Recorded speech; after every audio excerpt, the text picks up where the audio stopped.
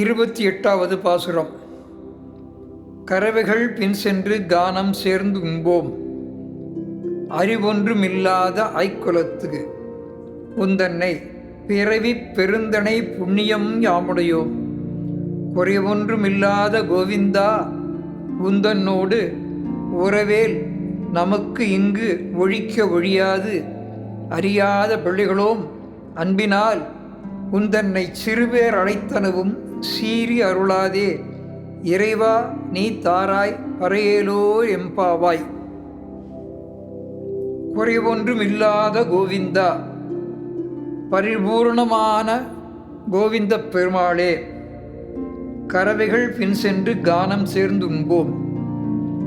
நாம் ஆடு மாடுகளை ஓட்டிக்கொண்டு காட்டுக்கு சென்று அனைவரும் சேர்ந்து மகிழ்ந்து ஒருவருக்கொருவர் பரிமாறிக்கொண்டு உண்போம், சாப்பிடுவோம்.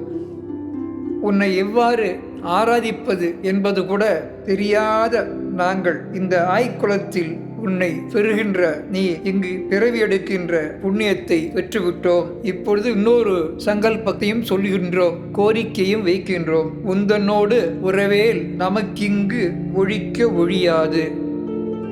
இப்போ நமக்குள்ளே ஏற்பட்டுக்கூடிய அந்த அன்பு பாச பிணைப்பு கனெக்ஷன் எப்பவும் மாற முடியாது. நீ எங்களோட இருக்கும்போது உன்னுடைய பரிபூரணத்தை அறியாத அந்த ஞானமில்லாத நாங்கள், ஆனால் பாசமும் பற்றும் மிக அதிகமாக கொண்ட நாங்கள் உந்தன்னை சிறு பேர், சின்ன சின்ன பேரை சொல்லி ஏய் வா போ அப்படின்லாம் சொல்லி ரொம்ப அன்பு மிகுதியினால் உன்னை கூப்பிட்ருக்கோம். இதை தப்பாக எடுத்துக்காம எங்கள் மேலே கோபம் கொள்ளாமல் சீற்றம் கொள்ளாமல் எங்களுக்கு இன்னும் கேட்கக்கூடிய ஒரு சங்கல்பத்தையும் ஏற்று அருள வேண்டுமே கோவிந்தா என்கின்றார்.